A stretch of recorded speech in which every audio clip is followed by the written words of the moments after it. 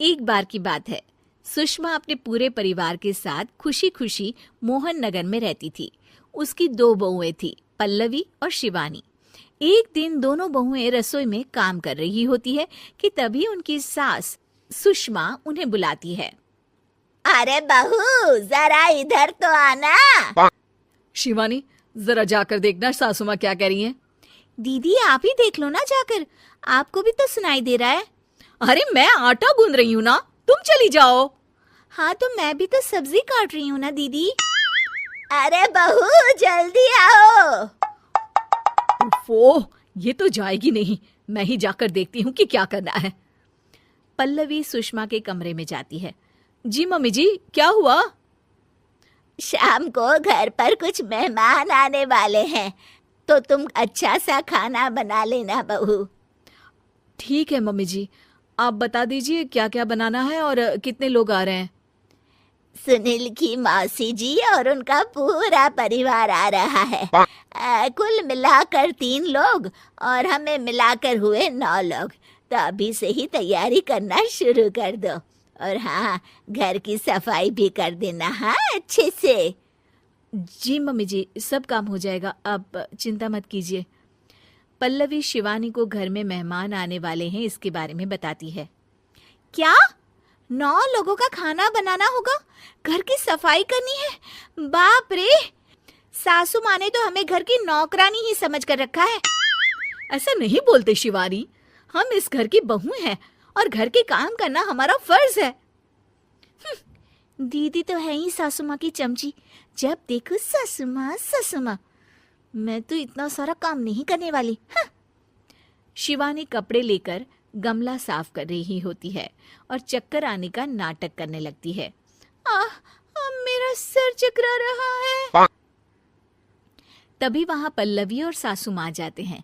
अरे बहू, क्या हो गया तुम्हें? मम्मी जी, बहुत तेज सर में दर्द हो रहा है। तुम एक काम करो शिवानी, आराम कर लो। नहीं नहीं दीदी, घर में मेहमान आने वाले हैं, मुझे आपकी मदद करनी चाहिए। अरे कोई बात नहीं शिवानी, तुम आराम कर लो, मैं सब काम कर लूंगी। ठीक है दीदी, अगर आप इतना कह रही हैं तो आराम कर लेती हूँ। शिवानी आराम से अपने कमरे में मैगजीन पढ़ रही होती है। इसे कहते हैं आराम की जिंदगी। इतना सारा काम। चलो, सारा काम खत्म हो गया, शिवानी को देख आती हूँ। शिवानी अपने कमरे में ईयरफोन में गाने सुनते सुनते सो जाती है और उसके साइड में मैगजीन भी रखी होती है। पल्लवी वहां आ जाती है और वो सब देखती है। ओहो, तो मतलब सब काम चोरी का बहाना था।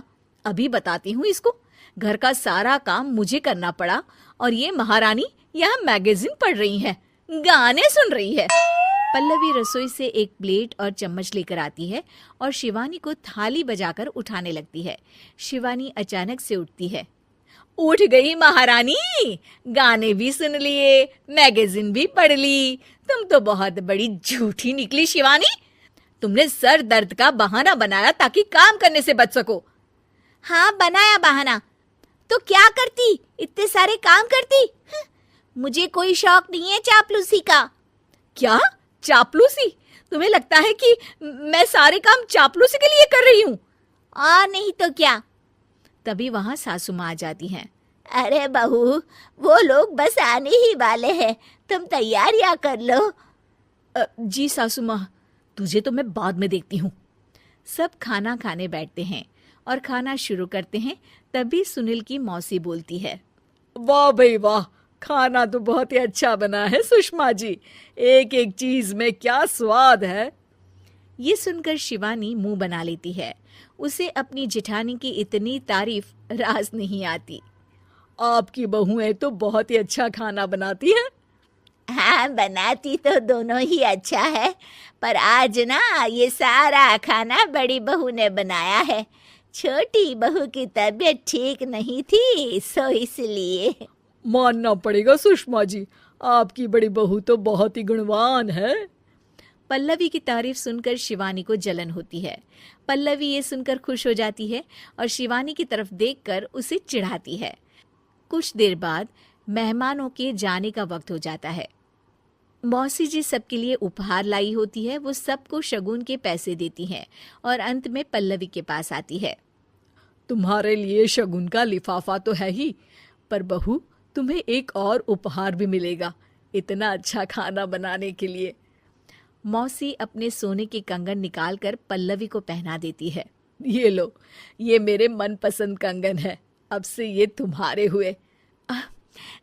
धन्यवाद मौसी जी। ये देखकर शिवानी तो पूरी तरह से जल जाती है और गुस्से से रसोई में चली जाती है। तभी वहां पल्लवी आ जाती है और उसे अपने कंगन दिखाने लगती है। देवरानी जी, अब आपका सर दर्द ठीक तो है ना? मुझे लगता है कि अब सर दर्द शुरू हो गया होगा आपका।